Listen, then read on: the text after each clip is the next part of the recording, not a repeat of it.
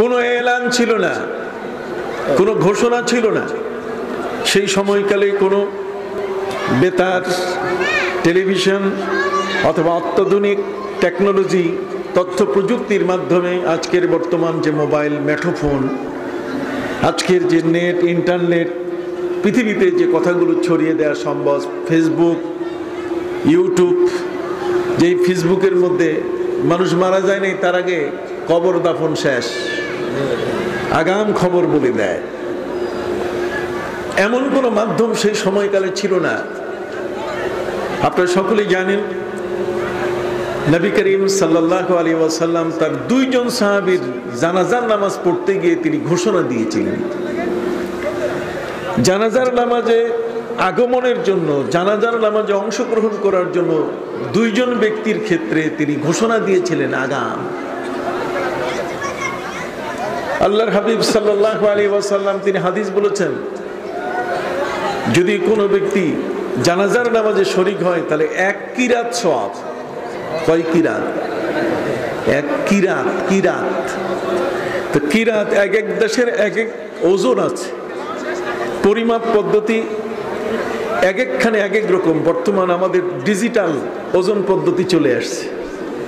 এখন আমাদের দেশে বর্তমান সময়কালে, আগে যেটা আমরা কখনো শুনি নাই, দেখি নাই, যে কমলা লেবু হালিতে বিক্রি হয়, এখন কিন্তু কেজিতে বিক্রি হচ্ছে। আর কয়েকদিন পর দেখবেন যে ডিম পর্যন্ত কেজিতে চলে যাবে। কথা বুঝতে পারছেন?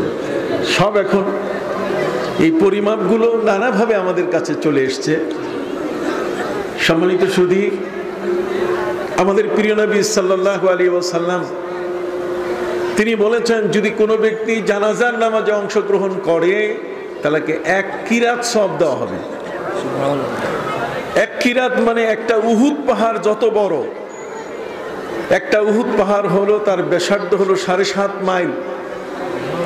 এই 7.5 মাইল ব্যাপী যে পাহাড়টা চতুর্দিকে ঘুরে, তার পুরা এই অবয়বটা যত বড়, একজন ব্যক্তি জানাজার নামাজে যদি শরীক হয় তাহলে তার সওয়াব হবে তত বড়। কথা কি বুঝতে পারছেন?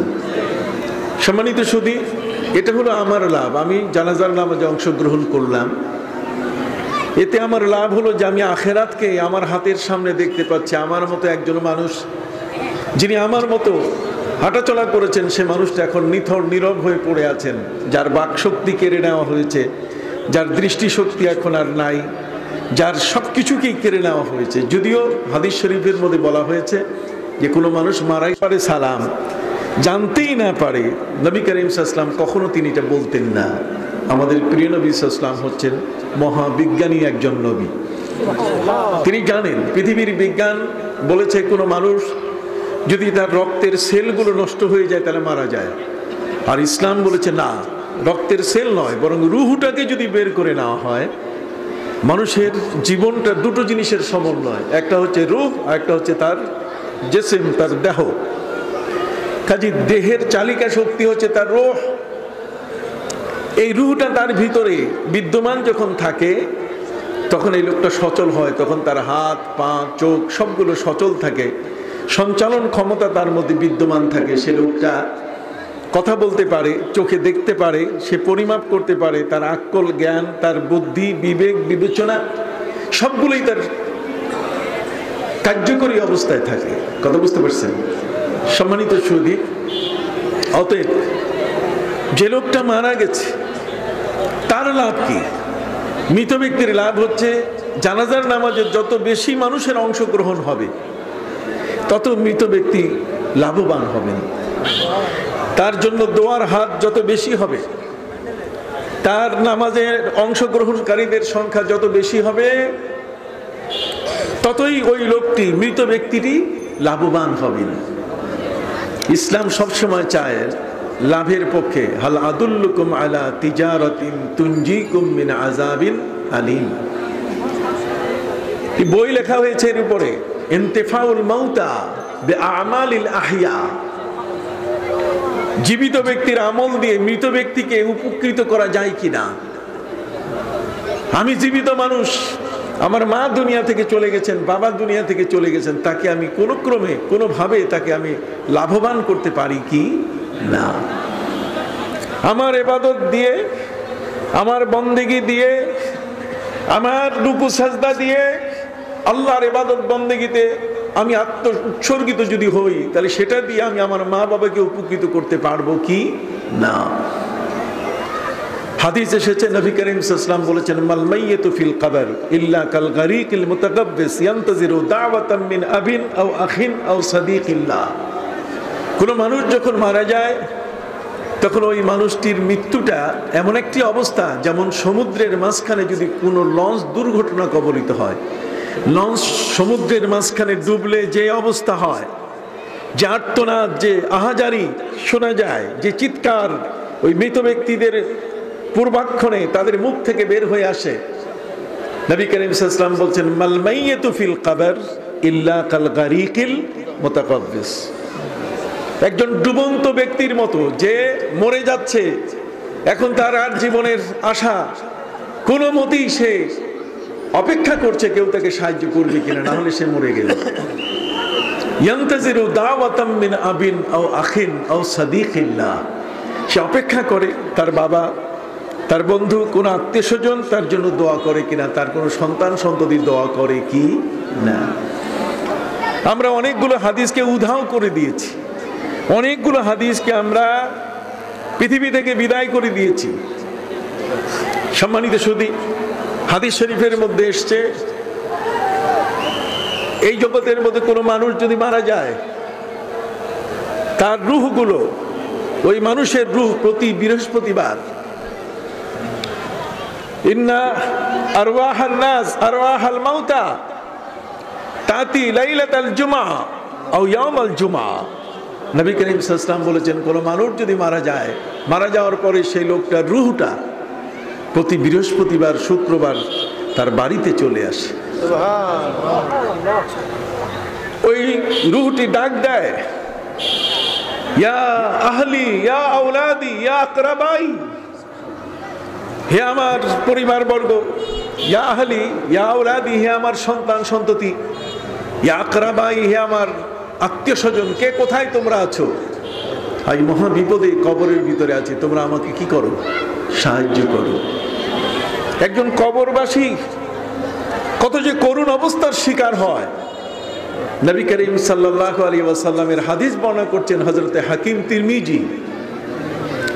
ইমাম তিরমিজি রাহমাতুল্লাহি আলাইহি হাদিস বর্ণনা করেছেন, নবী করিম সাল্লাল্লাহু আলাইহি ওয়াসাল্লাম তিনি কোন লাশের দাফন হওয়ার সাথে সাথে তিনি বলতেন, ওয়াসালু লাহু তাসবিত, ওয়াসালু লাহু তাসবিত। নবী করিম সাল্লাল্লাহু আলাইহি ওয়াসাল্লাম তিনি বলতেন যে তোমরা এই কবরবাসী যাকে মাটিতে ঢেকে দিলে তার জন্য তাসবিতের দোয়া করো। কিসের দোয়া? তাসবিত। তাসবিত শব্দের অর্থ সে যেন দৃঢ়ভাবে থাকতে পারে, কবরে যেন সে ভয় না পায়, কবরে যেন সে ভয় না পায়। ওয়াসালু লাহু তাসবিত। কেন? পবিত্র কোরআন মজিদে আল্লাহ পাক রব্বুল আলামিন বলেছেন, ইউসাব্বিতুল্লাহু আল্লাযীনা আমানু বিল কওলিস সাবিত।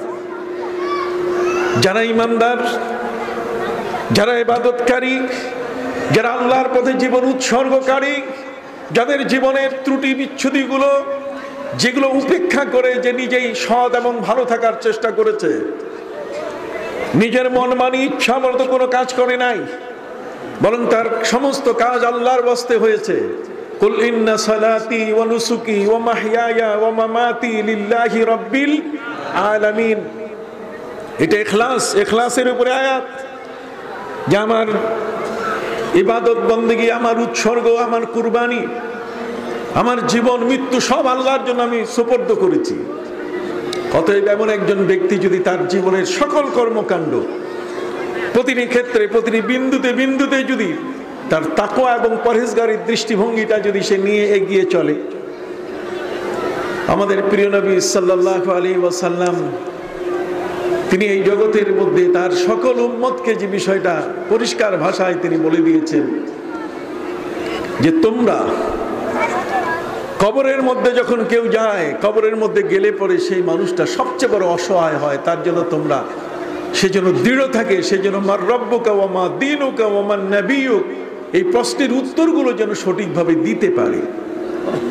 সম্মানিত সুধী, দিতে পারে।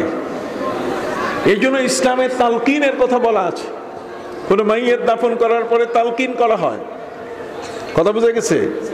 যে তোমাকে এখন প্রশ্ন করা হবে, তুমি ভয় পাও না। তাসবিত, ইমাম হাকিম তিরমিজি রহমতুল্লাহ আলাইহি তিনি বলছেন যে একজন মৃত ব্যক্তির জন্য তাসবিতের দোয়া করো। তাসবিতের দোয়া করবেন আপনি কি কইয়া? আপনাকে তো কোনো আলেম ওলামা এ পর্যন্ত শিখাই দেয় নাই। কথা বলেন না। লাশ দাফন করে চলে এসেছি, লাশ দাফন করে ফিরে এসেছি নিজের ঘরে, চোখের পানি মুছতে মুছতে, কিন্তু যাকে কবরের মধ্যে রেখে আসলাম তার জন্য যে আরো কিছু করণীয় আছে সেটা আমরা কখনো করি না, কেউ আমাদেরকে শেখায় না। ওয়াজ হয় অনেক, বক্তৃতা অনেক হয়, নিজেকে প্রতিষ্ঠিত করার বহু কিছু মানুষ তার অবলম্বন গ্রহণ করে, কিন্তু মানুষের জন্য যা প্রয়োজনীয় বিষয়গুলো বলে না। সম্মানিত সুধী, তাই বলে এই কথা মনে করবেন না যে আমি বলছি, না না, শ্রদ্ধাভাজন ওলামায়ে কেরাম বলে এসছেন, কিন্তু বর্তমান সময়কালে এর অনুপস্থিতিটার সংখ্যা বেশি। এই জন্য ভাইরা আমার, একজন ব্যক্তি যখন কবরে যায় সেই কবরবাসীর জন্য আমরা একটু দোয়া করতে চাই। কি করতে চাই বলেন? দোয়া। মৌলভী সাহেব ফারাইজ পড়েছে, মৌলভী সাহেবের সব হিসাব, জমিনের বন্টন হিসাব সব জায়গায় লাগায়।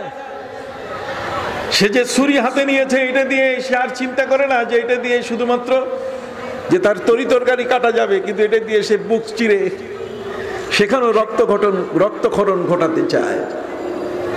সম্মানিত সুধী, আমাদের কাছে ফতোয়া চলে এসেছে যে জানাজার নামাজটা এটাই তো দোয়া, এটা যেহেতু দোয়া, তাহলে আর কবরে যিনি চলে গেছেন তার জন্য আবার হাত তুলে দোয়া দরকারটা কি? কতক্ষণ দরকার, কত যে কি আপনি একবার মরে দেখেন। কতক্ষণ না, আপনি একবার কি মনে দেখেন। আমরা আল্লাহর কাছে দোয়া করব, আল্লাহ যেন আপনাকে হযরত উযাইর আলাইহিস সালামের মতো মেয়াদি মৃত্যু দিয়ে দেন। কাম লাবিস্তা? ক্বালা লাবিস্তু ইয়াওমান আও বা'দা ইয়াম। ক্বালা বাল লাবিস্তা মিয়াতা আমিন।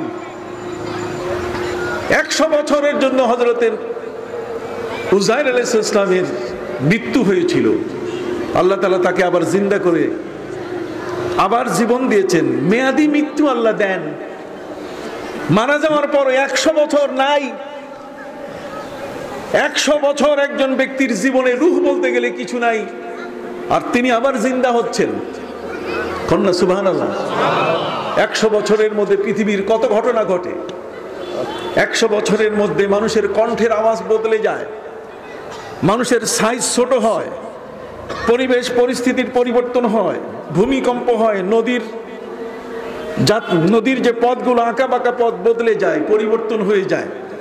মানুষের চিন্তাধারা, মানুষের টেকনোলজি, মানুষের প্রযুক্তি নিত্য নতুন ভাবে মানুষের কাছে আসে। অতএব 100 বছর পর হযরত উযাইর আলাইহিস সালাম জিন্দা হয়ে গেলেন। তাকে জিজ্ঞেস করা হলো, কাম লাবিস্তা, কতদিন তুমি এই গাছের নিচে? উনি জিন্দা হয়েছিলেন আসরের সময়, কাজে উনি অনুমান করছেন যে আসর থেকে মাগরিব এতটুকু সময় বোধহয়, আমি এর বেশি সময় না। এই জন্য তিনি বলছেন লাবিস্তু ইয়াওমান আও বা'দা ইয়াম, একদিন অথবা একদিনের কিছু অংশ। তখন তাকে বলা হলো, না, বাল লাবিস্তা মিয়াতা আমিন, তুমি 100 বছর এই গাছের নিচে মরা ছিলে। হযরত নবী উযাইর আলাইহিস সালাম তিনি প্রশ্ন করলেন যে আমি 100 বছর যে মরা ছিলাম এর প্রমাণটা কি? তখন আল্লাহ বলেন, ফানজুর ইলা তুআমিকা ওয়া শারাবিকা লাম ইয়াতাসান্না, তোমার সাথে যে সিরকা পানি, পেপসি, মেরিন্ডার মতো পানীয়, এটা একটু তুমি দেখো। একটা পাত্রের মধ্যে যখন তিনি মারা গেছেন তখন তার পাত্রের মধ্যে এই পানীয়, খাবার পানি, এই ধরনের সিরকা, এই ধরনের পেপসি, মেরিন্ডা জাতীয় পানীয় তার কাছে ছিল। 100 বছরের মধ্যে এই পানি থাকে? 100 বছরের মধ্যে এগুলো থাকে নাকি? আপনি খালি পানির মধ্যে আপনি কিছু সময়ের মধ্যে আপনি পেপসি, মেরিন্ডা রাখেন, এটা আস্তে করে বাতাসে উড়ে যাবে।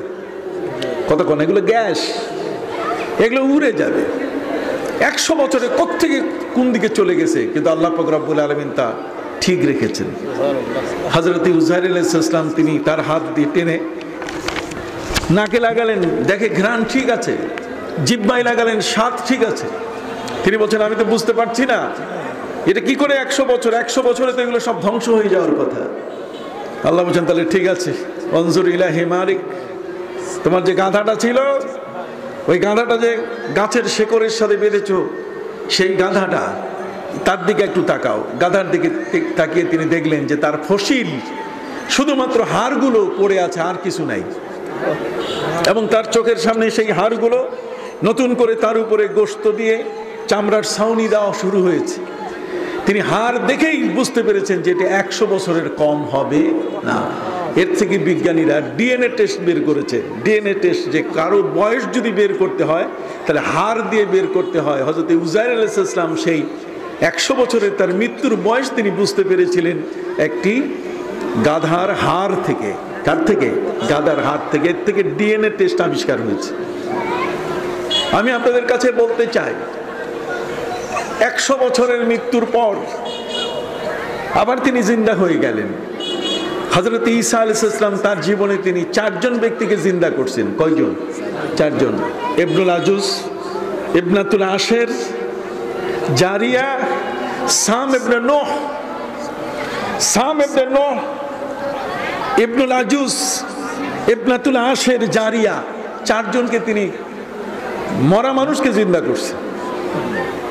আল্লাহ নিজেই তার সম্পর্কে পবিত্র কোরআনে ঘোষণা দিয়েছেন, আন্নী রাসূলুল্লাহি ইলাইকুম আন্নী আখলুকু লাকুম মিনাত তিন কাহায়াতিত তায়র ফাআনফুকু ফীহি ফায়াকুনু তায়রাম বিইজনিল্লাহ ওয়া উবরিউল আকমাহা ওয়াল আবরাসা ওয়া উহইল মাউতা বিইজনিল্লাহ।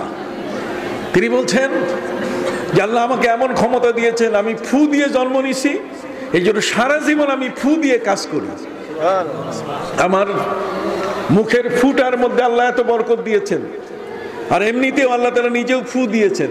ওয়াইজ ক্বালা রাব্বুকা লিল মালাইকাতি ইন্নী খালিকুম বাশারাম মিন তিন ফাইদা সাওয়াইতুহু ওয়া নাফাখতু ফীহি মির রূহি ফাকাউ লাহু সাজিদিন। আল্লাহ বলেন যখন আমি আদমকে সৃষ্টি করে পরিপূর্ণতা দিয়ে দিব এবং এর মধ্যে যখন আমি তার পরমাত্মা ফু দিব, ফু, তাহলে ফু ইসলামে আছে। এর থেকে ঝাড়ফুঁক এই জন্য জায়েজ। ঝাড়ফুঁক দেওয়া কি আছে? জায়েজ আছে। এবং এর থেকে সূরা ফাতিহার নাম হয়েছে সূরাতুর রাকিয়া। কি নাম হয়েছে? আপনার কথা বলেন না কেন? সূরাতুর রাকিয়া। আপনার ট্যাবলেট পন্থী হয়ে গেছি আমরা এখন ক্যাপসুল পন্থী হয়ে গেছি। এই জন্য এগুলো সূরার দাম, এগুলোর কদর আমরা বুঝি না। এটা সূরা হলো সূরা রাকিয়া। সূরা ফাতিহার 24টা নাম আছে। কয়টা? 24টা। এই 24টা নামের মধ্যে একটা নাম হলো সূরাতুর রাকিয়া, তার মানে ফু, ঝাড়ফুঁকের সূরা। সাপে কাটছে, আপনি সাপের কাটার জায়গায় ফু দেন, সুস্থ হয়ে যাবে। রোগী কি হয়ে যাবে? সুস্থ। সাপে কাটা রোগী মরে কেন? মারা যায় কেন?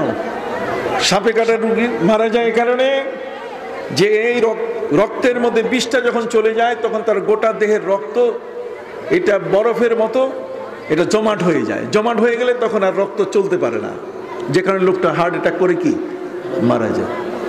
সাপের বিষটা এটা এমন একটা বিষ, এটা যখন মানুষের রক্তের সাথে মেশার সাথে সাথে গোটা দেহের রক্তগুলোকে সে বরফ বানায় দেয়, একবারে জমাট করে দেয়। তো জমাট করলে তখন আর এই রক্তগুলো এগুলো গোটা দেহের মধ্যে সঞ্চালিত হতে পারে না, যে কারণে লোকটি সাথে সাথে কি করে মারা যায়। কিন্তু নবী করিম সাল্লাল্লাহু আলাইহি ওয়াসাল্লামের সাহাবী তিনি সাপে কাটা রোগীকে ফু দিয়েছেন। ফু দেওয়ার পরে সুস্থ হয়ে গেছেন। তিনি শর্ত করেছিলেন যে আমি ফু দিব, আমারে কিছু দিতে হবে। দাসী ডাক দিয়ে বলছে কি চান? আমার মনিবের ছাগলের মাথার আছে, ছাগলের বড় ধরনের ছাগল তিনি পালেন। তখন দাসী বলে দিয়ে দিল যে আমি আপনাকে দেব, তবে দিবা কয়টা এটা বলো। আপনি যা চান, তবে 15-20টা। হ্যাঁ 15-20টা কেন, তার চেয়ে বেশি দিয়ে দিব। উনি ফু দিয়ে দিলেন তার সাপে কাটা মুনিবকে। ফু দেওয়ার পরে তিনি সুস্থ হয়ে গেলেন। সুস্থ হয়ে যাওয়ার পরে নিয়ম অনুযায়ী তার মুনিব তাকে 20টা ছাগল দিয়ে দিল। এই ছাগল নিয়ে তখন ঘরে ফিরছেন তারা। সাথে তো অনেক সাহাবায়ে কেরাম, তারা একে অপরের কাছে বলছেন যে এই হাদিয়াটা খাওয়া জায়েজ নাই।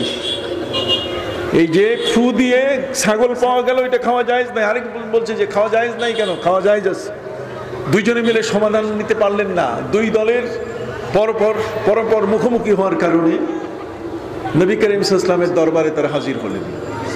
নবী করিম সাল্লাল্লাহু আলাইহি ওয়াসাল্লামের কাছে গিয়ে তারা বললেন, হুজুর ফু দিয়া ছাগল নিছে। নবীজি বলছেন, ফু দিয়ে ছাগল নিছে মানে? একজন সাপে কাটা রোগীকে ফু দিয়ে সুস্থ করে এর বিনিময়ে 20টা ছাগল নিয়েছে। কাজী নবী ছাগল কি খাওয়া জায়েজ আছে?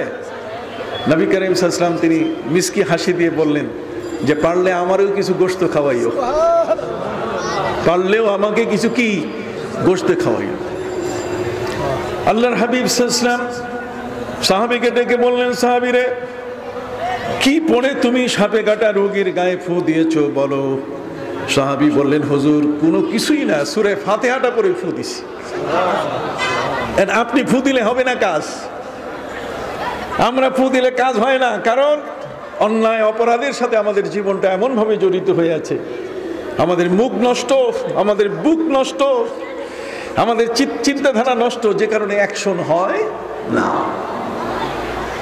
যা হোক, সম্মানিত সুধী, বলতেছিলাম হযরত উযাইর আলাইহিস সালামকে আল্লাহ তাআলা 100 বছর মৃত্যু দেওয়ার পরে তাকে জিন্দা করছেন।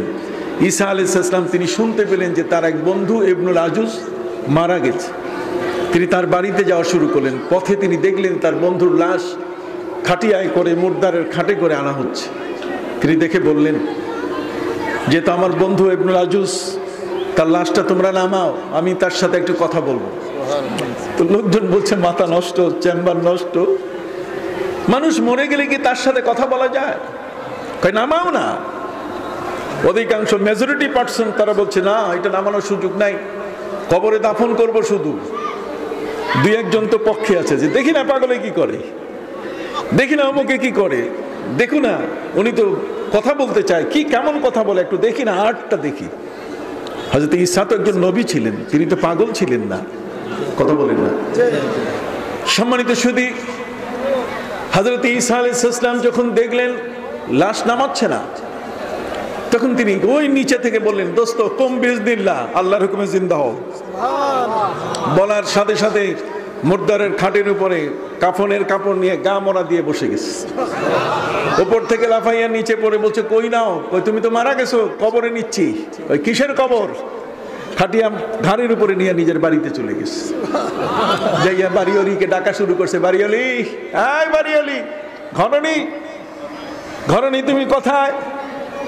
ঘরণী বেড়ার ফাঁক দিয়ে দেখে, কিরে এটা ভূত আসলো কোত্থেকে? কারণ নলেজ তো নাই, পৃথিবীতে এই নিয়ম কেউ জানে না যে মরা মানুষ কখনো কি হয়েছে, জিন্দা হয়েছে। অতএব লোকজন দৌড়ে এসে তারা দেখলেন যে ঘটনা ঘটে গেছে আরেক রকম।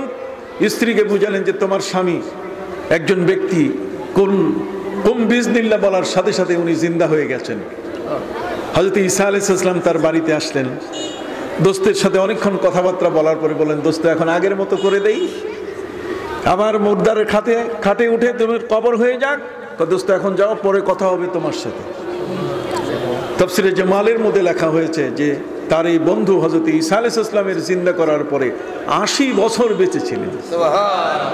ছেলে মেয়ে নাতি পুতি সাতি ঠ্যাঙ্গা কুড়াল ল্যাম্পো বাতি যা আছে সব জন্ম নিছে। কথা বুঝতে পারছি?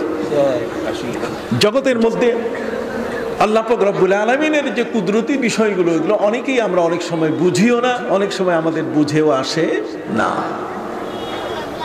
সম্মানিত সুধী, একটা মানুষ যখন কবরে যায় তখন সে বুঝে। কবরবাসী, হাদিস শরীফের মধ্যে এসছে, হাত্তা ইয়াসমা কারনা না আলাই, কে পায়ে জুতা পরে আসতেছে কবরবাসী এটা পর্যন্ত বুঝে। হযরত মা আয়েশা রাদিয়াল্লাহু তাআলা হাদিস আছে সম্পর্কে। কথা বুঝতে পারছেন? অতএব সম্মানিত সুধী, কবরবাসী কবরে কত অসহায়, কত কঠিন অবস্থার শিকার। এই কবরের মধ্যে সেই লোকটা চায় যে তার আপনজন তার জন্য কি করুক, দোয়া করুক। কিন্তু আমার মৌলবী আমার বাড়িতে লজিং থেকে বিশাল বড় সার্টিফিকেট নিয়েছে, আর সেই মৌলবী এখন বলছে আমার বাপের জন্য আর দোয়া করা যাবে না। কথা কর না, তাহলে দোয়ার পথটা বন্ধ করে দিল।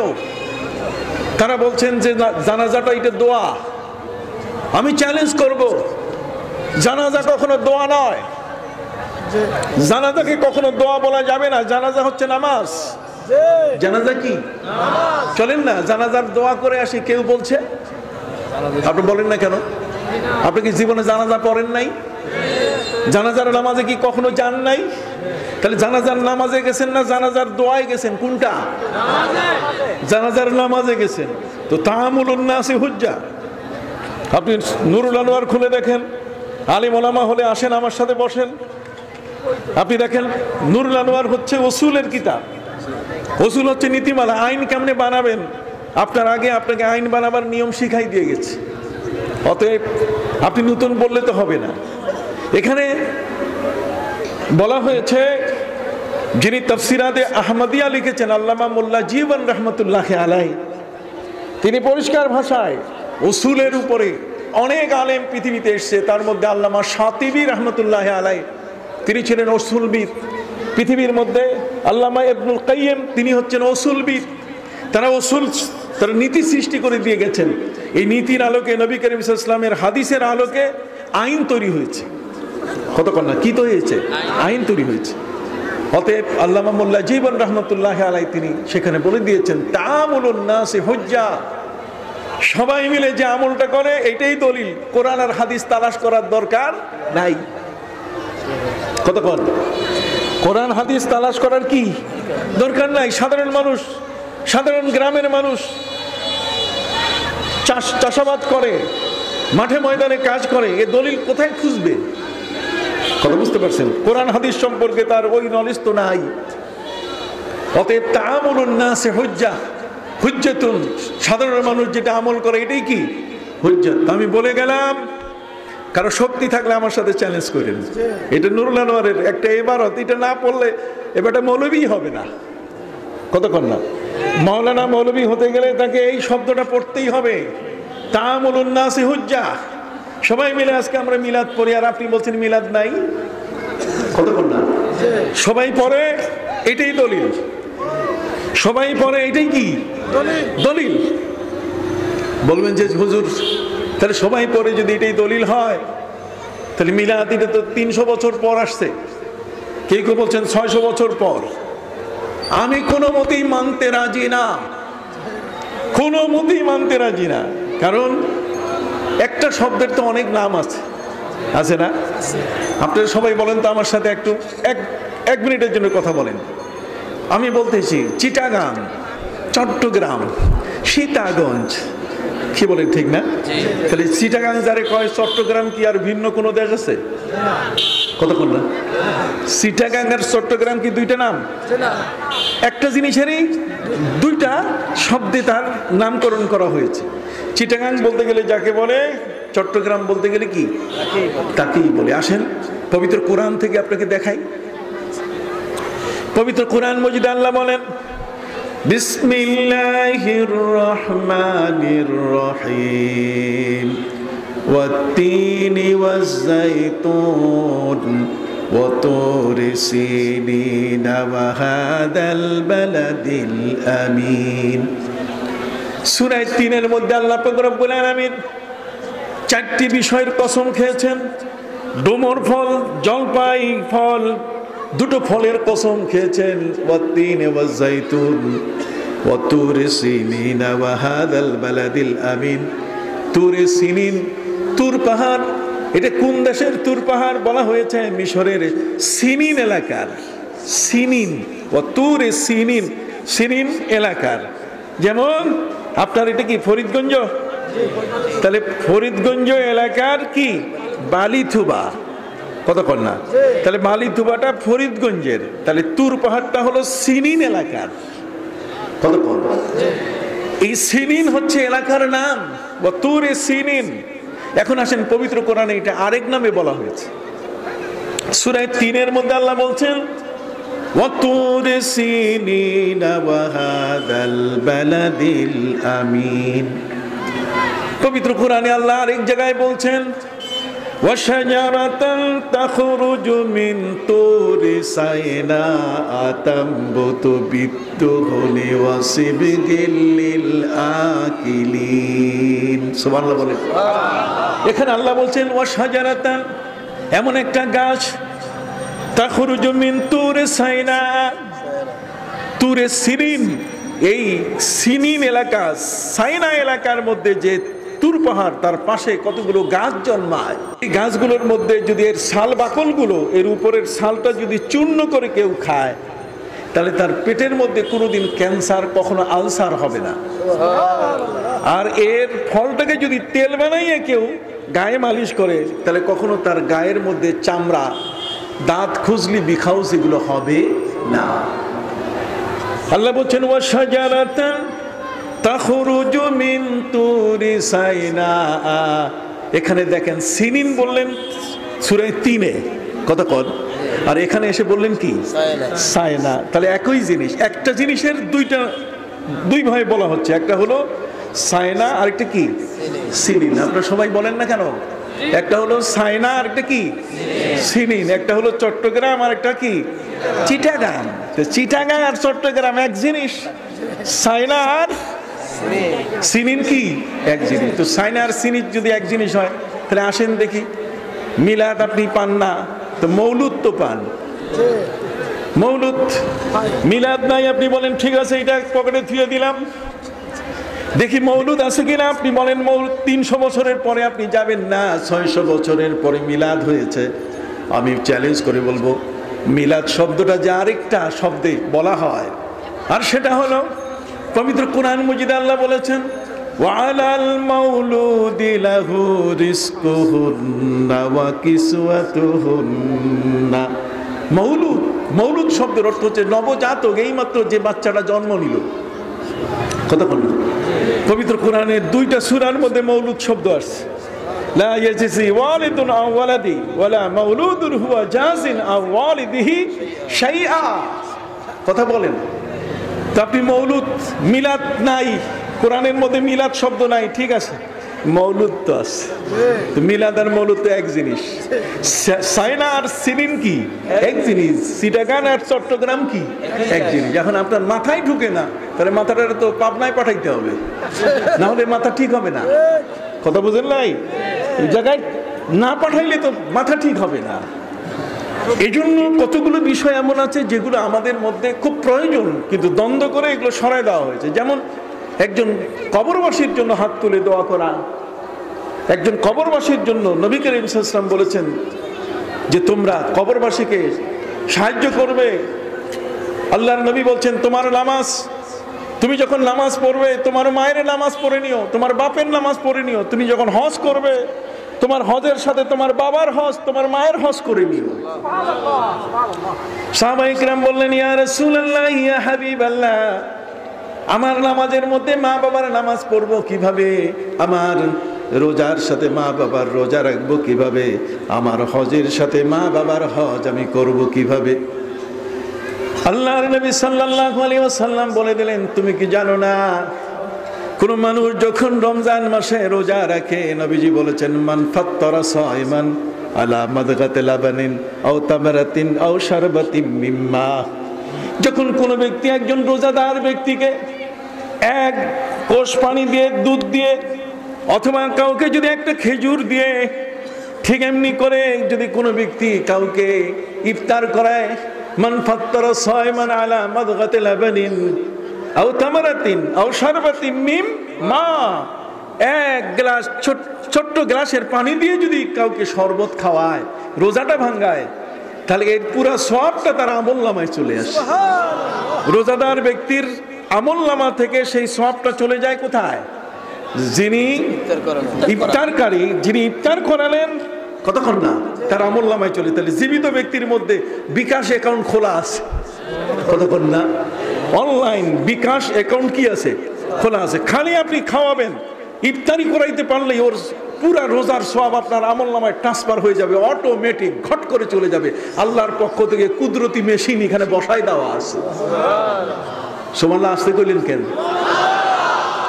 সম্মানিত সুধী ভাইরা আমার, অতএব আমি যখন নামাজ পড়ব আমার নামাজ শেষে যদি নামাজের সওয়াবগুলো আমার মা আমার বাবার রুহে যদি বকশিশ করে দেই, কথা বলেন না, আমি রোজা যখন রাখবো রোজার সওয়াবগুলো যখন বকশিশ করে দিব, হজ যখন করব হজের সওয়াবগুলো যখন বকশিশ করে দিব, খোদার কসম আমার আমলনামা থেকে এক বিন্দু পরিমাণ সওয়াব কমবে না। সুবহানাল্লাহ, কখনোই সেটা কমবে না। এই জন্যই নবী করিম সাল্লাল্লাহু আলাইহি ওয়াসাল্লাম তিনি উম্মতের উপকারের জন্য তিনি বলছেন যে জানাজার নামাজের মধ্যে তোমরা ঘোষণা, অর্থাৎ সেখানে জানাজার অংশগ্রহণকারীদের সংখ্যা বাড়াবে। নবী করিম সাল্লাল্লাহু তার জীবনে তিনি দুইজন ব্যক্তির ক্ষেত্রে তিনি বাড়িয়েছেন। তার মধ্যে একজন নাজ্জাশী, ইথিওপিয়ার যে নবীর উপরে মুসলমান হয়েছে, নবীর উপরে ঈমান এনে কালেমা পড়েছেন, সেই নাজ্জাশী যখন মারা যায়, কোথায় ইথিওপিয়া আর কোথায় মদিনা, নবী করিম সাল্লাল্লাহু আলাইহি ওয়াসাল্লাম ঘোষণা দিলেন সাহাবায়ে কেরামের কাছে, আসো আমরা সবাই মিলে তার জানাজা পড়ব। ইথিওপিয়া মদিনা মুনাওয়ারা থেকে প্রায় 3000 কিলোমিটার দূরে, সেখানে লাশ, আর আমার নবী দাঁড়িয়েছেন কোথায়? মদিনায়। মদিনায় তিনি দাঁড়িয়েছেন এ কারণে যে তার জানাজার নামাজ তিনি পড়াবেন। সাহাবীদের ঘোষণা দিয়ে কাছে নিয়ে আসলেন। এই জন্যই এই ঘটনা থেকে কোনো লোক যদি মারা যায় তাহলে তার জানাজায় অংশগ্রহণ করার জন্য মাইকে ঘোষণা দেওয়া কি আছে? জায়েজ আছে। কথা বল না, এটা সুন্নাত, নবী করিম সাল্লাল্লাহু আলাইহি ওয়াসাল্লাম দিয়েছেন, ডাক দিয়েছেন। সম্মানিত সুধী, সহিহ বুখারীর হাদিস আপনি খুলে দেখেন, নবী করিম সাল্লাল্লাহু আলাইহি ওয়াসাল্লাম যখন জানাজা পড়াচ্ছিলেন তখন দুই ধরনের বক্তব্য আছে। একটি হলো জিবরিল আমিন তার লাশটাকে আকাশে তুলে ধরেছেন আর নবীজি দেখে দেখে তার জানাজা পড়েছেন। আরেকটা হলো যে আল্লাহ তাআলা মাঝখানে যত পাহাড়, নগর, সাগর সবগুলো সরাই দিয়ে সরাসরি নবীর দৃষ্টিতে লাশটাকে নিয়ে আসছেন। এটা আল্লাহর পক্ষে সহজ কিনা? সম্ভব। অতএব ভাইদের খেদমতে আরজ করতে চাই, জানাজাকে কেউ দোয়া বলতে চান, দোয়া যে কোনো দিকে ফিরে পড়া যায়। কথা বল, আপনারা আজকে এই যে বসে আছেন, আপনাদের মুখটা কোন দিকে? পশ্চিম দিকে, আর আমি পূর্ব দিকে। এখন আমি যদি দোয়া করি, দোয়া জায়েজ হবে না? তো মৌলভী সাহেবকে ডাকতে চাই আমি যে এই দোয়া কি জায়েজ হবে না? দোয়ার কেবলা হলো আসমান, কতক্ষণ, আর নামাজের কেবলা হলো কাবা। বলেন নামাজের কেবলা কি? কাবা। এখন বলেন আপনারা যে কাবার দিকে না ফিরে যদি এটা দোয়াই হয়, তাহলে পূর্ব দিকে ফিরে কারো লাশের জানাজা পড়া কি জায়েজ আছে? আপনি কথা বলেন না। নামাজের কেবলা কি? কাবা ঘর, বাইতুল্লাহ, মসজিদে হারাম।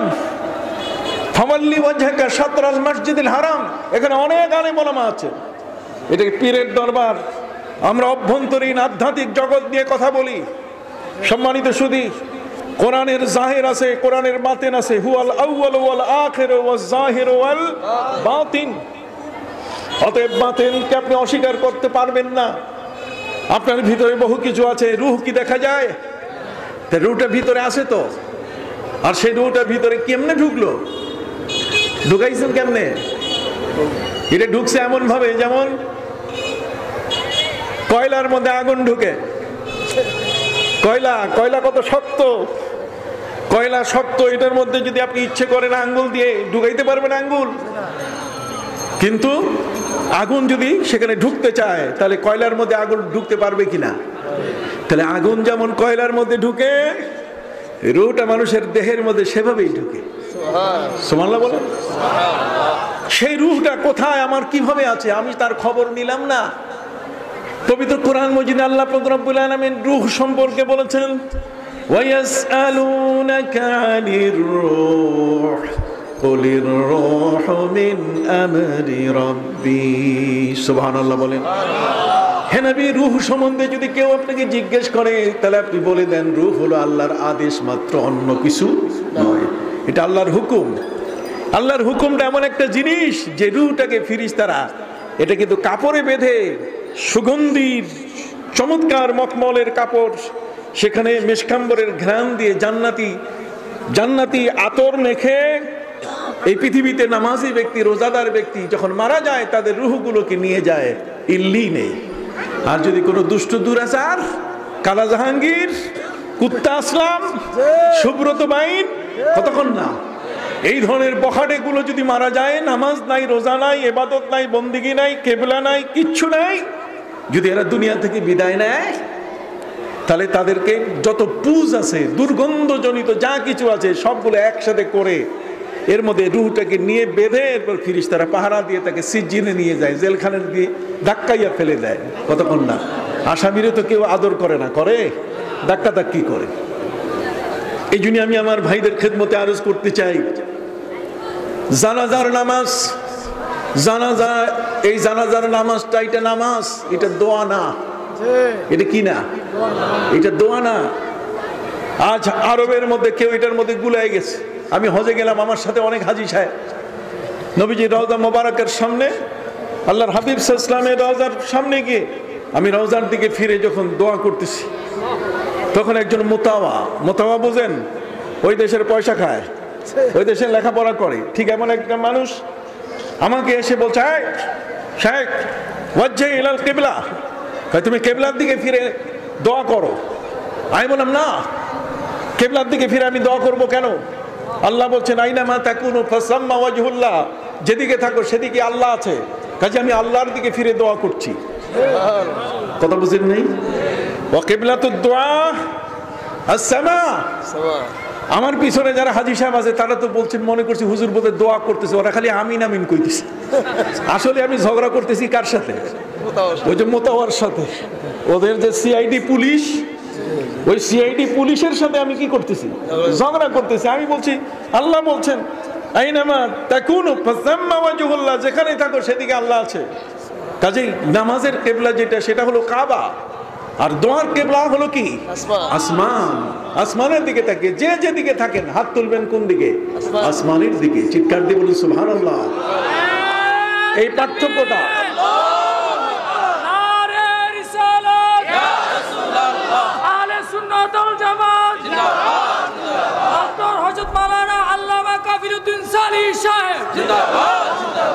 কাজে ওই লেখাপড়া আমাদেরকে কোনোদিন শিখানো যাবে না। আমরা মজবুত জায়গায় লেখাপড়া করেছি, সারসিনার মতো জায়গায়, কতক্ষণ না, এমন কতগুলো জায়গায় লেখাপড়া করেছি, এখানে দেশের পীর মাশায়েখ এমন কতগুলো হক্কানি পীর মাশায়েখের সোহবতে, যে তাদেরকে হাজারবারও যদি এই ধরনের বোঝানো হয় যে জানাজার নামাজ দোয়া, বোঝানো যাবে না।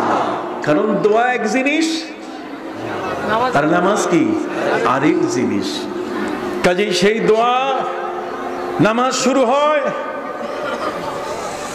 শুরু হয় তাহরিমুহা তাকবীর ওয়া তাহলিলুহা তাসলিম। হযরত আলী ইবনে আবি তালিব রাদিয়াল্লাহু তাআলা এই হাদিস খানা, নবী করিম সাল্লাল্লাহু আলাইহি ওয়াসাল্লাম বলেছেন, নামাজ শুরু হবে তাকবীর দিয়ে। কি দিয়ে? তাকবীর দিয়ে। জোরে বলেন কি? তাকবীর। দলিল পবিত্র কোরআন মজিদে আল্লাহ বলছেন, ওয়া রাব্বাকা ফাকাব্বির ওয়া সিয়াবাকা ফাতাহির ওয়া রুজুজা ফাহজুর ওয়া লা তামনুন তাস্তাকসির। আল্লাহ বলছেন, ওয়া রাব্বাকা ফাকাব্বির, হে নবী আপনার রবের নামে তাকবীর দেন। সুবহানাল্লাহ। এইজন্য আমরা বলি কি? আল্লাহু আকবার। কথা বল না, আমরা যে তাকবীর দেই, আল্লাহু আকবার দেই, কানে উলা দিয়া, কানে উলা বুঝেন তো? উলা কারে কয়? এটা উলা মানে আলিফ দিয়া না, এটা আইন দিয়া, কানে উলা। উলা মানে উপরে উঠা। তা হাত আমরা কি করি? উপরে উঠাই না, কানে উলা দেই। তো কানে যখন উলা দেই, কানে যখন হাত উঠাইয়া তখন আল্লাহ আমাদেরকে বলছেন, ওয়া রাব্বাকা ফাকাব্বির, তোমার রবের নামে তুমি কি করো? তাকবীর দাও। এই জন্য আমরা এখানে হাত উঠাই কি বলি? আল্লাহু আকবার। শুধু উঠাইয়া বলি না, বরং পৃথিবীর মধ্যে নিয়ম হচ্ছে, যখন কোনো আসামি, কোনো যোদ্ধা যখন প্রতিপক্ষের কাছে আত্মসমর্পণ করে, তখন হাত খালি করে দেখায়, এরকম হাত উঠাইয়া সারেন্ডার করে যে আমার হাতে কোনো অস্ত্র নাই। যখনই দেখে প্রতিপক্ষ যে তার হাতে কোনো অস্ত্র নাই, আস্তে করে তখন হাতটা একটা হাতের সাথে আরেকটা হাত বেঁধে হ্যান্ডকাপ লাগায়। কতক্ষণ না? আমরা যখন নামাজে দাঁড়াই, নামাজে দাঁড়াবার সময় আমরা হাত খোলা করে আল্লাহর কাছে জানিয়ে দেই, ঘোষণা করি, প্রভু আমাদের কাছে কোনো শক্তি বলতে গেলে কিছু নাই। কতক্ষণ না? কানে উলা দেওয়া, হাত এইভাবে কাবার দিকে ফিরে আল্লাহর কাছে স্বীকৃতি দেওয়া, আমার কাছে কোনো শক্তি বলতে গেলে কিছু নাই, অতএব আমি তোমার কাছে আসামি। এই জন্য নিজের হাতে হাত দিয়ে নাভির নিচে, বাম হাতের উপরে ডাইন হাত, বাম হাত হচ্ছে নেগেটিভ আর ডান হাত হচ্ছে পজিটিভ। এই নেগেটিভ আর পজিটিভ এই দুই হাত যখন নাভির নিচে বাঁধে, তখন তার দেহের মধ্যে খোদাই কুদরতি শক্তি সৃষ্টি হয়ে যায়, তখন তার ভাষা একটি কমল ভাষা সৃষ্টি হয়। তখন সে মনটা চায়, যখনই সে হ্যান্ডকাপ বাঁধিয়েছে, নিজেকে যখন আসামি বাঁধিয়েছে, তখন সে সবচেয়ে সর্বোত্তম শব্দগুলো তার ভাষা দিয়ে আসামি হয়ে আল্লাহর কাছে সেটা প্রকাশ করতে চায়। আর সেই সর্বোত্তম আত্মসমর্পণের ভাষা আলহামদুলিল্লাহি রাব্বিল আলামিন আর রহমানির রহিম মালিকি ইয়াউমিদ্দিন ইয়াকা না'বুদু ওয়া ইয়াকা নাস্তাঈন ইহদিনাস সিরাতাল মুস্তাকিম সিরাতাল লাযীনা আন'আমতা আলাইহিম গায়রিল মাগযুবি আলাইহিম ওয়ালাদ-দাল্লিন। আমিন। সম্মানিত সুধী ভাইরা আমার, তখন সে আল্লাহর কাছে আত্মসমর্পণ করে, তাকে ইয়াউমুদ্দিন, বিচার দিনের মালিক হিসেবে স্বীকার করে। তখন আল্লাহ খুশি হয়ে বলে, হামেদানি রাব্বি আব্দি ওয়া মাজ্জাদানি আব্দি, আমার বান্দা আমার প্রশংসা করছে, আমার বান্দা আমার বুজুর্গি বর্ণনা করছে। অতএব বলে, আব্দি মা সাআলা, আমার বান্দা যা চায় আমি তাই দিয়ে দিব। সূরা ফাতিহার মধ্যেই তো আপনি আল্লাহর কাছে সব ফতে করে নিচ্ছেন। সূরা ফাতিহার মধ্যে সব ফতে হয়ে যাচ্ছে। সূরা ফাতিহার মধ্যে আপনি সব জয় করে ফেলছেন। আল্লাহকে জয় করার সূরা হলো কি? সূরা ফাতিহা। জোরে বলেন না, আল্লাহকে জয় করার সূরা কি? হাত উঁচু করে বলেন, কোন সূরা? এই জন্য এই সূরাটা প্রত্যেকটি নাযালাত বিমাক্কাতা মাররাতান ওয়া নাযালাত বিল মদিনা মাররাতান। এটা মক্কায় যেমন নাজিল হয়েছে এই সূরাটি, আহলে সুন্নাত ওয়াল জামাত ডক্টর আল্লামা কাবিলউদ্দিন সানি সাহেব, ইসলামী ফাউন্ডেশনের গভর্নর সাহেব, মারহাবা। আপনারা আমাকে গভর্নর বলে আজকে সম্মাননা দিলেন, সম্মান দিলেন। আল্লাহ আপনাদের প্রতি রহম করুন, সকলে আমিন। মাননীয় প্রধানমন্ত্রী, তিনি অনুগ্রহ করে আমাকে এমন একটা বড় পদ দিয়েছেন যে সারা দেশের এখন ইসলামের খেদমত আমার জন্য সহজ হয়ে গেছে।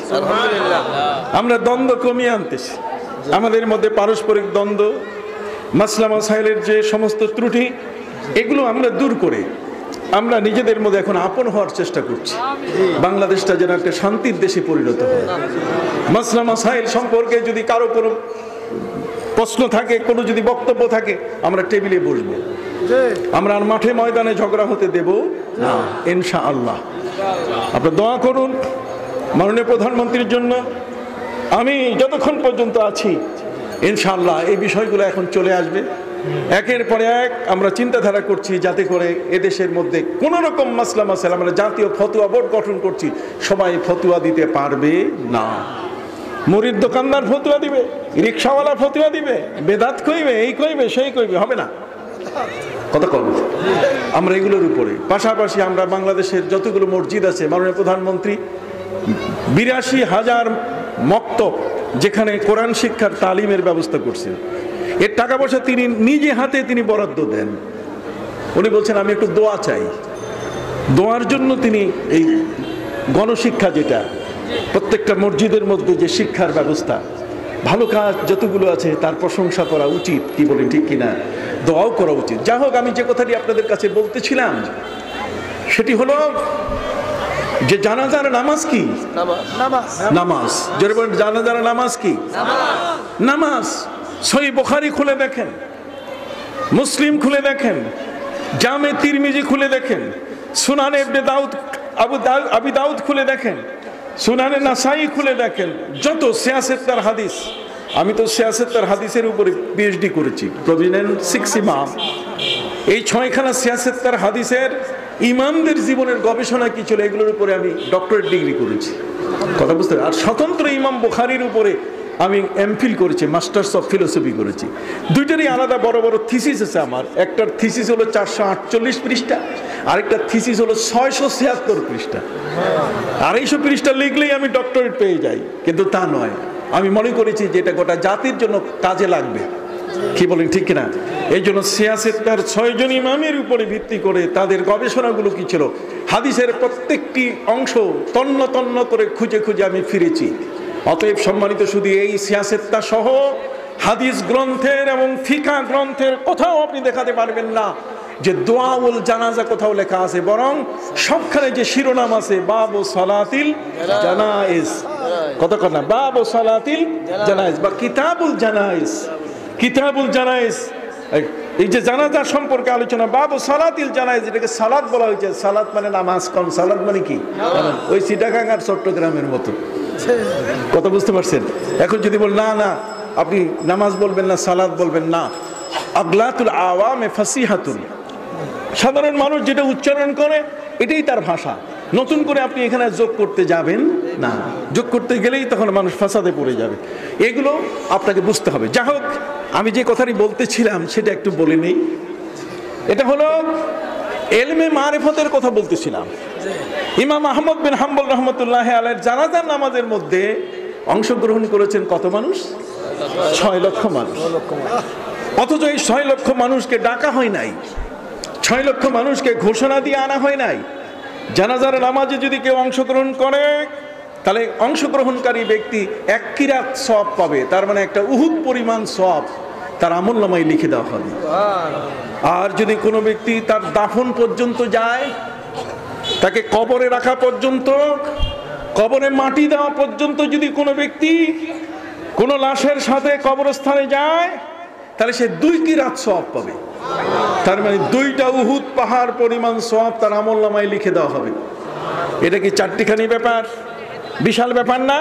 তো কাজে আপনারা কারা কারা দাফন পর্যন্ত শরীক হবেন একটু হাত তুলেন তো দেখি। সকলে বলেন আল্লাহুম্মা আমিন। ওইখানেই কোরআনের শিক্ষা, মিনহা খালাকনাকুম ওয়া ফিহা নুঈদুকুম ওয়া মিনহা নুখরিজুকুম তারাতান উখরা।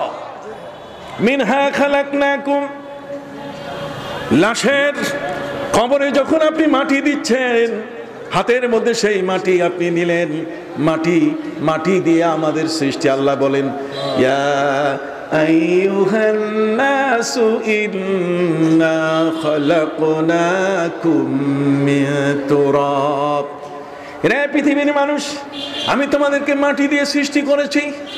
মাটির যদিও পরিবর্তিত রূপ এসেছে, বাবা মায়ের মাধ্যমে আমরা সূক্ষ্ম স্পার্ম বলেন, ওভাম বলেন, যেভাবেই হোক না কেন, যেটা নতুন রূপ হয়ে আসছে, কিন্তু এর মূল হলো কি?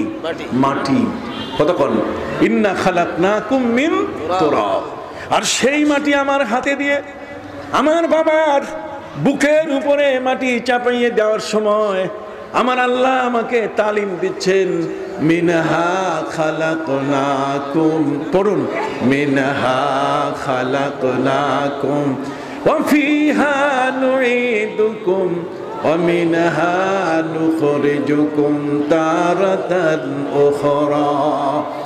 কত বড় ঘোষণা আপনি কল্পনা করতে পারেন? এই 3টি একটা আয়াতের মধ্যে 3টা সেন্টেন্সে যে কথাগুলো বলা হয়েছে, কত পৃথিবীর মধ্যে সবচেয়ে বড় বড় দাম্ভিকদের উক্তিদের প্রতিবাদ এই আয়াতের মধ্যে বলা হয়েছে। সেটা কিরকম? যেমন মিনহা খালাকনাকুম, মাটি থেকে আমরা তৈরি হয়েছি। আল্লাহ বলেন আমি তোমাদেরকে মাটি থেকে তৈরি করেছি। পৃথিবীর কোন দুষ্ট দুরাচার বলে মানুষ মাটি থেকে আসে নাই, বরং বানর থেকে জন্ম নিয়েছে। মানুষ হলো বানরের গোষ্ঠী। ডারউইন বলেছে মানুষ বানরের গোষ্ঠী। আমরা কি বানরের গোষ্ঠী নাকি? হ্যাঁ, যদি বানর থেকে পৃথিবীতে, আপনার আমেরিকা কে গেছেন জানি না, আমি অসংখ্যবার আমেরিকায় গেছি। এখনো আমার নিজের পাসপোর্টের মধ্যে 5 বছরের সিল আছে 2025 পর্যন্ত। কথা বোঝেন নাই? আমি আমেরিকা যাই, আমেরিকার মধ্যে একটা ন্যাচারাল মিউজিয়াম আছে। ন্যাচারাল মিউজিয়াম মানে পাখি জীবন নাই, কিন্তু দেখলে মনে হবে এটা জীবন্ত কি পাখি। এটার নাম হলো ন্যাচারাল। কথা বুঝতে? একটা গাছ আমাদের আছে না ঘরে, ফুলের গাছ, দেখলে মনে হয় যে গোলাপ ফুল ধরছে, ছিঁড়ে নিব, কিন্তু আসলে এটা প্লাস্টিকের। কথা বল না, এটা কি প্লাস্টিকের। জীবন্ত এই ধরনের কিছু জিনিস দেখা যায়। অতএব সম্মানিত সুধী, ন্যাচারাল মিউজিয়ামের মধ্যে সেখানে 4টা জোন আছে। কয়টা zone? American zone, European zone, কতক্ষণ না, এশিয়ান জোন, আফ্রিকান জোন, 4টা জোন আছে সেখানে। সেই জোনের মধ্যে, এই এশিয়ান জোনের মধ্যে সেখানে দেখানো হয়েছে যে কিভাবে মানুষ বানরের থেকে জন্ম নিচ্ছে, মানুষ কিভাবে পূর্বের তার আদি পুরুষ কিভাবে বানর ছিল। এটা মিথ্যা কথা, যেটা বলেন কি মিথ্যা কথা। আমরা বাবা আদম থেকে এসেছি। ইয়া আইয়ুহান নাসু তাকু রাব্বাকুমুল্লাযী খালাকাকুম মিন নাফসিন ওয়াহিদা। যেখানে সন্তান জন্ম নিবে, এই সন্তান জন্মের ফ্যাক্টরিটা যখন তৈরি হইতেছে, স্বামী স্ত্রীর মধ্যে যখন বিবাহ শাদী হচ্ছে, যখন একটি ছেলে একটা মেয়ের মধ্যে বিয়ে হচ্ছে, তখন কিন্তু ওই আয়াতটাই পড়া হয় যে আয়াতটা প্রতিবাদ করছে ডারউইনের কথা বললাম, যারা বলছে যে মানব জাতি আমরা বানরের থেকে এসেছি। না, সূরা নিসার মধ্যে আল্লাহ বলছেন ইয়া আইয়ুহান নাসু তাকু রাব্বাকুমুল্লাযী খালাকাকুম মিন নাফসিন ওয়াহিদা وخلق منها زوجها وبث منهما رجالا كثيرا ونساء إلى آخر الآية। এই জন্য বিয়ের মজলিসে আমরা এটা পড়ি, তেলাওয়াত করি, যাতে করে এই আকীদা বিশ্বাসটা আমাদের প্রতিষ্ঠিত হয় যে আল্লাহ তাআলা আমাদেরকে আদম আলাইহিস সালাম থেকে সৃষ্টি করেছেন। কি বলেন ঠিক না? আদম থেকে মা হাওয়া এবং সেখান থেকে আমাদেরকে সৃষ্টি করেছেন। আকীদা বিশ্বাসটা যেন ঠিক থাকে। কথা কি বুঝতে পারছেন? এখন আসুন, মিনহা খালাকনাকুম, আল্লাহ বলেন আমি তোমাদেরকে মাটি দিয়ে সৃষ্টি করেছি। ওয়া ফিহা নুঈদুকুম, মাটির মধ্যে তোমাদের প্রত্যাবর্তন করাবো। ومنها نخرجكم تارة أخرى, আবার তোমাদেরকে মাটিতে পচে সরে যাওয়ার পর আবার তোমাদেরকে সেখান থেকে আমি বের করব।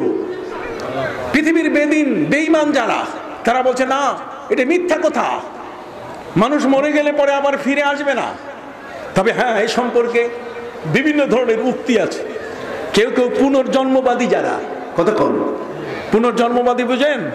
মানে মরার পরে আবার জন্ম নেয়, মরার পরে একটা রুহেই আবার জন্ম নেয়। পুনর্জন্মবাদী তিনি বলছেন তার স্ত্রীকে, আমি মরে গেলে তুমি কাঁদবে না, খবরদার, একবারও চোখের পানি ফেলবে না। কই কেন?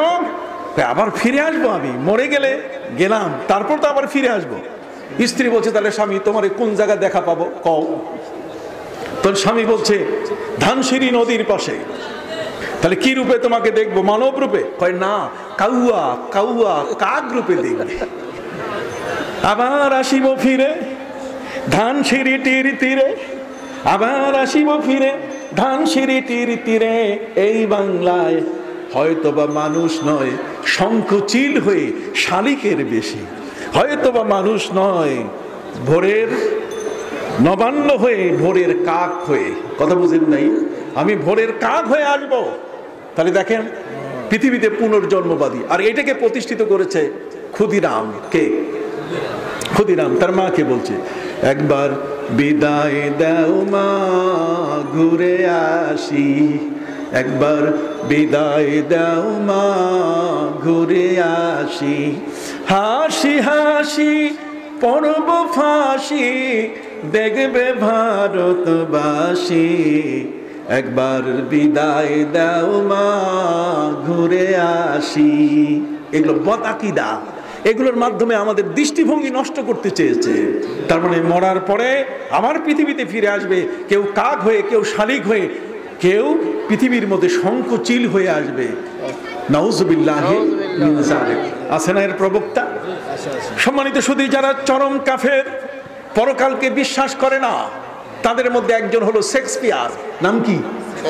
আপনার কথা না বললে হবে না, এটা কথা বলেন। নাম কি?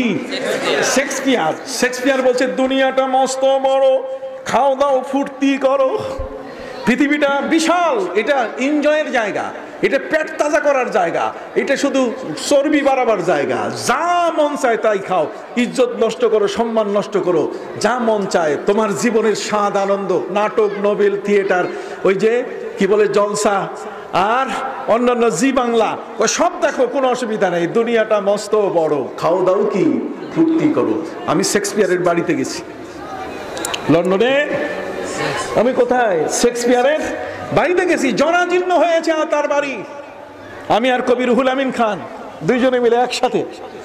এই দুইজনে মিলে আমাকে জামাই বলেন, আমি ওনাকে শ্বশুর বলি। কথা বুঝেন নাই? এই দুইজনে মিলে আমরা লন্ডনে, তখন এই লন্ডনে যাওয়ার পরে উনি তো আমাকে বাবা বলেন, আমি তারে বাবা কই, আর উনিও আমার জামাই কয়। দুইজনে মিলে লন্ডনে আমরা একসাথে হলাম এবং দুইজনে মিলে চলেন আমরা একটু শেক্সপিয়ারের বাড়িটা দেখে আসি। পৃথিবী ঘুরেছি, নানা ধরনের নিদর্শন আল্লাহ দেখার সুযোগ করে দিয়েছে। জরাজীর্ণ অবস্থায় তার বাড়িটা পড়ে আছে, কথা বুঝতে পারছেন? সেই লোকটা বলেছে যে পৃথিবীটা মস্ত বড়, কতক্ষণ না, খাও দাও ফুর্তি করে, এনজয়ের জায়গা, শুধু এখানে আনন্দ আনন্দ। আর ডারউইন বলছে শুধু দুঃখ আর দুঃখ।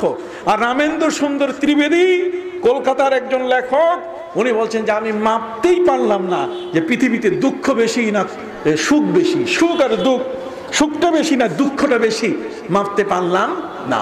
আমরা বলি রামেন্দ্র সুন্দর ত্রিবেদী, তুমি কোরআনের কাছে আসো নাই, তুমি কোরআনের শিক্ষা পাও নাই, তুমি ইসলামকে জানো না। ইসলামকে যদি তুমি জানতে, কোরআনের জ্ঞান যদি তুমি বুঝতে পারতে, তাহলে তোমার জ্ঞানটা আরো শুদ্ধ হতো। তুমি কি কখনো সূরা ইনশিরাহ, তুমি আলাম নাসরা কোনোদিন পড়ছো? তুমি আলাম নাসরা পড়ো না, এই জন্য তুমি সুখ কাকে বলে এটাও জানো না, আর দুঃখ কাকে বলে এটাও কি জানো না। আসেন দেখি সুখ দুঃখ সম্বন্ধে ইসলাম কি বলে।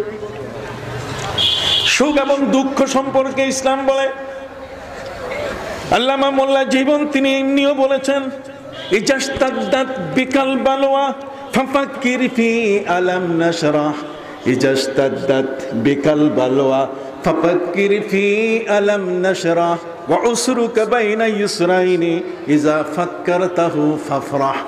যদি কোনোদিন কোনো দুঃখ তোমাকে ধরে বসে, কোনো কষ্টে নিপতিত হও, তোমার জীবনে যদি দুঃখ নেমে আসে, তাহলে তুমি হয়রান হইও না, তুমি ধৈর্য ধরো।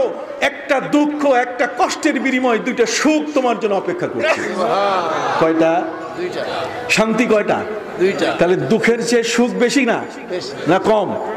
রামেন্দ্র সুন্দর মাপতে পারে নাই, পাল্লা লাগাইছে, কিন্তু পাল্লার কোনো মাথা নিচে নামে না। সুখ আর দুঃখ দুইটাই সমান সে মনে করে।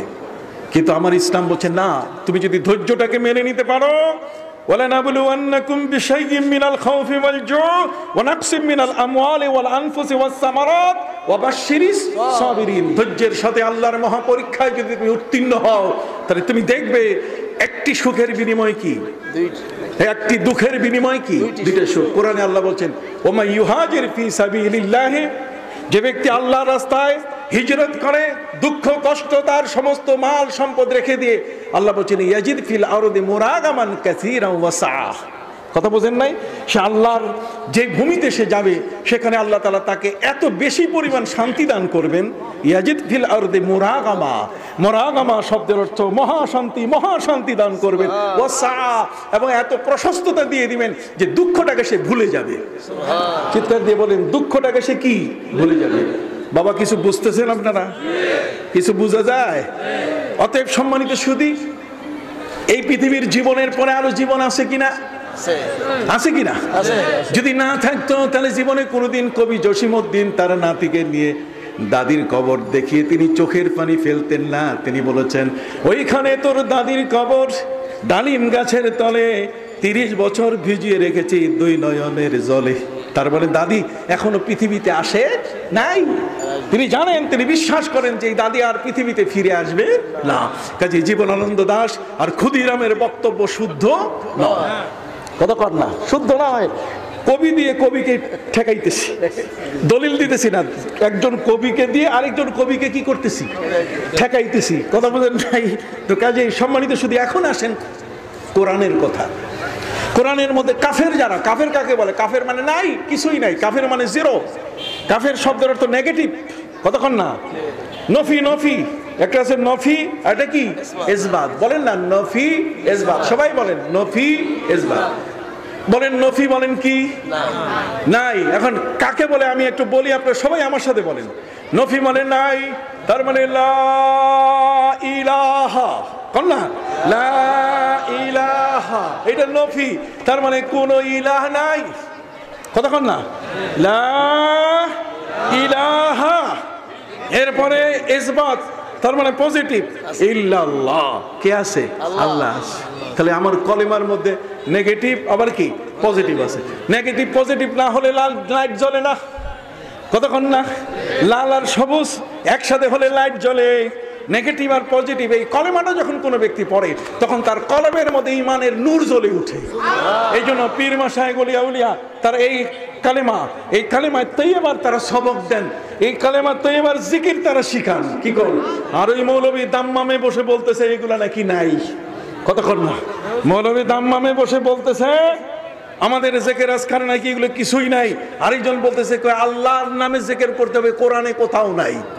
এ আবার ফ্ল্যাটও পায়, আবার গাড়িও পায়। কি বলেন ঠিক কিনা?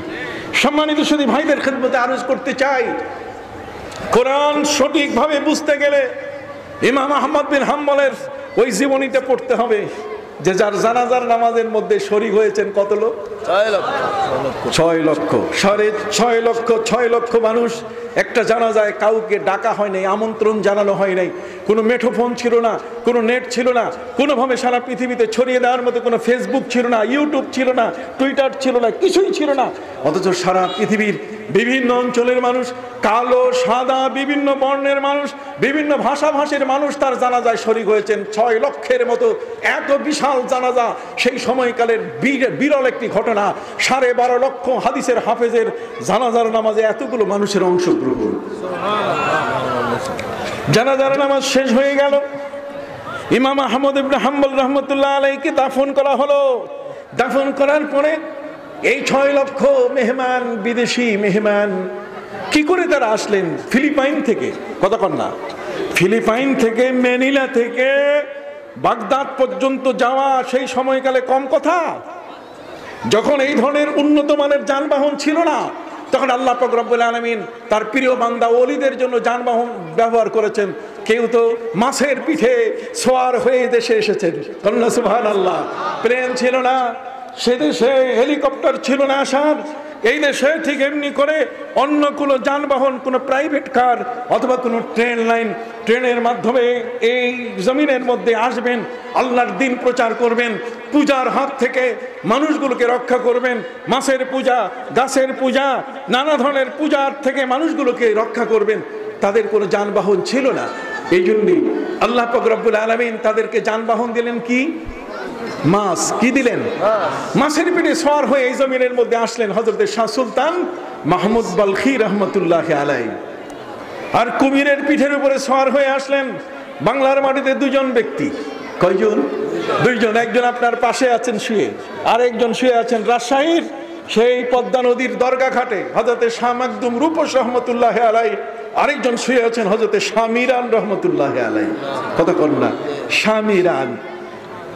কুমিরের পিঠের উপরে সওয়ার হয়ে এসেছেন এই 2 জন ব্যক্তি। সম্মানিত সুধী, বড় পীর আব্দুল কাদের জিলানী রহমতুল্লাহ আলাইহি বাঘের পিঠে সওয়ার হতেন। আমার বাড়ির পাশে আপনার কয়েকদিন আগে দেখেছেন মাননীয় প্রধানমন্ত্রী চিলাহাটি নামক একটি জায়গায় ভারতের সাথে ট্রেন লাইন উদ্বোধন করেছেন। কি বলেন ঠিক না? চিলাহাটি আমার বাড়ি। সেখান থেকে মাত্র 5 মাইল দূরে, ইন্ডিয়ার মধ্যে পড়েছে, বর্ডার থেকে 1 মাইল দূরে মাওলানা ইকরামুল হক মুর্শিদাবাদী, তিনি জঙ্গলে বাঘের পিঠের উপরে চড়তেন। তাহলে আপনি যেটাতে জীবনে চড়তে পারেন নাই, আল্লাহর ওলিদেরকে আল্লাহ তাআলা এইগুলোতে চড়াইয়া মানুষকে দেখাই দিয়েছে যে আসলে জগতের মধ্যে আল্লাহ তাআলা তাদের ক্ষমতা কত বড়। বাঘ তাদের কাছে মুরিদ হয়েছে, কতক্ষণ না। সাপ তাদের কাছে এসে মাথা নুয়ে ঝুঁকে দিয়েছে। ঠিক এমনি করে সৃষ্টির প্রত্যেকটা, যখন আল্লাহর রসুলের কোনো সাহাবী কখনো কোনো জায়গায় যেতেন, বিশেষ করে হুনাইনের যুদ্ধের মধ্যে, সেখানে সাহাবীদের এক দল যখন থাকার জায়গা পাচ্ছিলেন না, তখন জঙ্গলের বাঘ, সিংহ, জঙ্গলের সাপগুলোকে লক্ষ্য করে তিনি বলেছেন, ইয়া আইয়াতুহাল হাশারাত উখরুজু মিনহা, রে জঙ্গলের সব বাঘ বাঘিনী এবং সাপ, তোমরা যে যেখানে আছো জঙ্গল ছেড়ে দাও। নাহনু মিন আসহাবি রাসূলিল্লাহ সাল্লাল্লাহু আলাইহি ওয়াসাল্লাম, আমরা হলাম নবীজির সাহাবী, তোমরা বের হয়ে যাও। তখন দেখা গেছে সিংহী তার শাবককে নিয়ে, সাপ তার ডিমকে নিয়ে ওই জমিন থেকে সবগুলো জঙ্গল খালি করে দিয়েছে নবীর সাহাবীদের থাকার জন্য। জোরে বলেন সুবহানাল্লাহ। সেই ইতিহাসকে আমরা ভুলে গেছি। জোরে বলেন, সেই ইতিহাসকে আমরা ভুলে গেছি। সেই ইতিহাস ভুললে চলবে না। কাজে এই পীরের দরবার, এই সকল হক্কানি দরবারে আসবেন, যে সকল হক্কানি দরবারে যেখানে সিলসিলা ঠিক আছে। কতক্ষণ না, আমি কি নকল কফিলউদ্দিন সরকার আসছি নাকি? আমি কি নকল কাফিলউদ্দিন সরকার? আমি আসল, আমি অরিজিনাল, কিন্তু প্রচার করা হয়েছে আমি নাকি নকল। কথা বুঝলেন? যে আমি আসবো না, আরেকজন আসবে।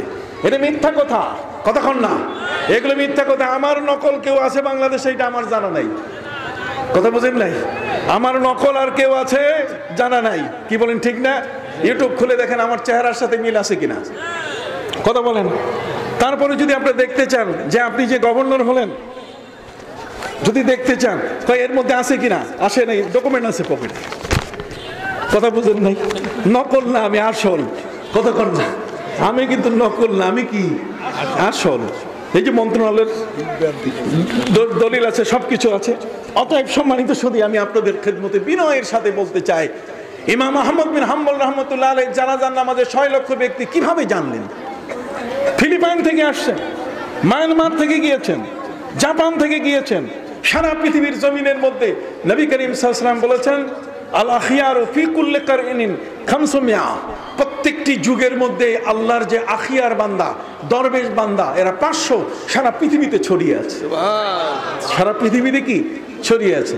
আপনি এখান থেকে ঢাকা যাইতে গেলে আপনার পায়ে হেঁটে যাওয়া কঠিন, আপনি বাসে উঠেন অথবা অন্য কোনো যানবাহন ব্যবহার করেন, কিন্তু আল্লাহর ওলিদের কিছুই প্রয়োজন হয় না। পা বাড়াইলেই তারা মক্কা শরীফে গিয়ে পৌঁছেন, পা বাড়াইলেই তারা মদিনা, মাসাফাতে বাইদা, বহু দূর দূরান্ত অতিক্রম করার মতো আল্লাহ তাআলা ক্ষমতা দিয়েছেন।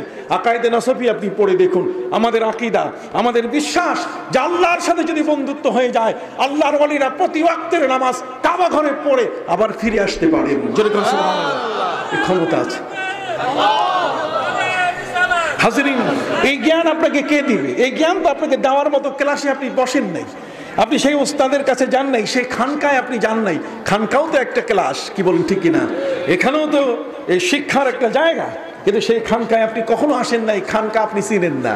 আপনি খানকা নাম শুনলে আপনার গায়ের মধ্যে জ্বর আসে।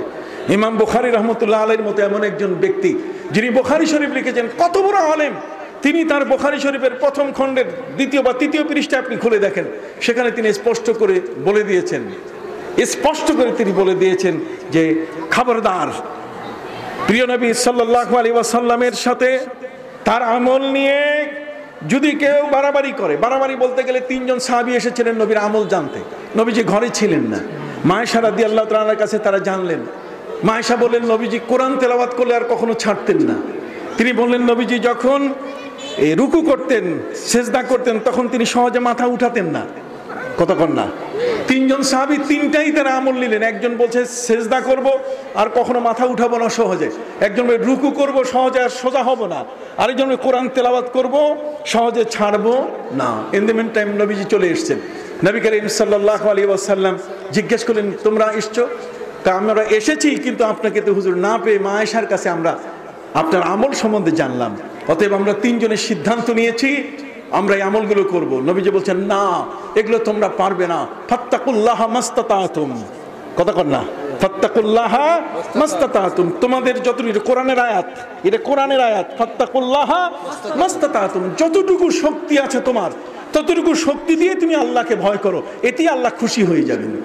যদি করেন না সুবহানাল্লাহ। তোমাকে যে বিরাট হইতে হবে, বড় পীর আব্দুল কাদের জিলানী হইতে হবে এমনটা না, তোমার কি আছে এটা দিয়ে তুমি কি আগাও। এরপরে সাহাবী 3 জনে বলেন, হুজুর ইন্না লাসনা কা হায়াতিকা, নবী আমরা তো আপনার মতো না, আল্লাহ তো আপনার আগের পরে সমস্ত মাফ করে দিয়েছেন, কোনো গুনাহ নেই আপনার। লিয়াগফিরা লাকাল্লাহু মা তাকাদ্দামা মিন যামবিকা ওয়া মা তাআখার, আগের পরের কোনো গুনাহ নাই। কিন্তু আমাদের বেলায় তো আল্লাহ বলেন না, এই জন্য আমাদেরকে সুযোগ দেন, আমরা লম্বা রুকু করব, সেজদা করব, আমরা এই কোরআন তেলাওয়াত হরদম করব। নবী করিম সাল্লাল্লাহু আলাইহি সাল্লাম একেবারে আগুন বরাবর হয়ে গেলেন।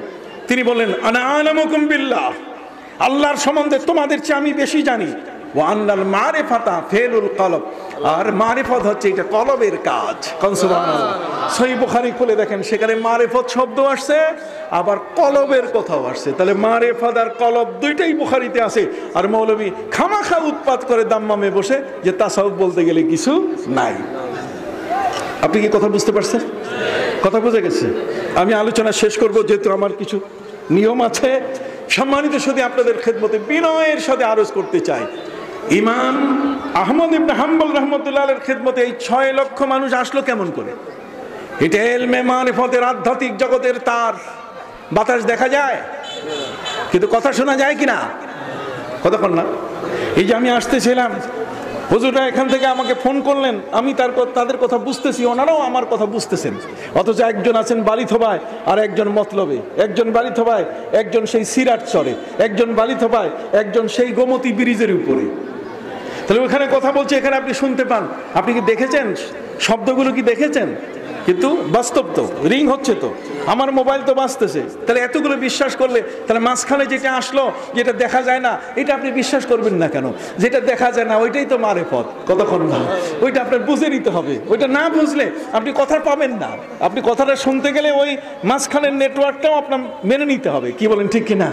মাঝখানের নেটওয়ার্কটা আপনার কি মেনে নিতে হবে। আপনি মাধ্যমটা মানেন না, আপনি এটাকে বলছেন যে এটার আসল কিছু নাই। কে বলে আসল কিছু নাই? এটার সব কিছু আছে, সব জিনিস দেখা যায় না। ফুলের ঘ্রাণ কখনো দেখা যায় না, কতক্ষণ না, কিন্তু সেটা বিশ্বাস করতে হয়, মেনে নিতে হয়। কি বলেন, ঠিক না? রূহ কখনো দেখা যায় না, কিন্তু রূহ না থাকলে মানুষ আর বাঁচে না। সুবহানাল্লাহ বলেন। তো যে ইমাম আহমদ বিন হাম্বল রহমতুল্লাহ আলাইহি তিনি ইন্তেকাল করতেছেন। ফিলিপাইনের যে বুজুর্গ যারা আসছেন সবাই ওলিয়া উলিয়া। ফিলিপাইনের বুজুর্গ তিনি 30 দিন আগে স্বপ্ন যোগে দেখতেছেন যে ইমাম আহমদ বিন হাম্বল 30 দিন পরে মারা যাবেন, তার জানাজা হবে, তুমি আজকেই রওনা করো। তিনি তখনই রওনা করেছেন। এইভাবে সারা পৃথিবীর বিভিন্ন প্রান্ত থেকে এই সমস্ত ওলি বুজুর্গ যারা রওনা করে করে ঠিক টাইমে তারা বাগদাদে এসে পৌঁছেছেন। ইমাম আহমদ বিন হাম্বল রহমতুল্লাহ আলাইহি জানাজাতে তারা শরীক হওয়ার সুযোগ লাভ করেছেন। সুবহানাল্লাহ, এক বিশাল আধ্যাত্মিক জগৎ। ইমাম আহমদ বিন হাম্বল রহমতুল্লাহ আলাইহি তিনি পীর মানতেন না, ওলিয়া উলিয়া মানতেন না। 12.5 লক্ষ হাদিসের হাফেজ, মাত্র কয়েকটা হাদিসের অর্থ নিয়ে তিনি বিপাকে পড়ে গেলেন যে এগুলো কোথায় পাবো অর্থ, এগুলোর সলিউশন পাবো কোথায়, এটা সমাধান পাবো কোথায়। উনি শেষ পর্যন্ত যার কাছে যাই সেই ভয় পায়, কারণ এত বড় আলেম, সবাই ভয় পায় যে উনি জিজ্ঞাসা করলে তো কোনো কথা বলা যাবে না। অতএব তিনি বললেন, আমার প্রশ্নের উত্তর আমি তো খুঁজে পাচ্ছি না। শেষ পর্যন্ত তিনি দেখলেন যে দেখি আমি বাগদাদের মাটিতে আজ সকালবেলা হাঁটবো, কাউকে পাই কিনা।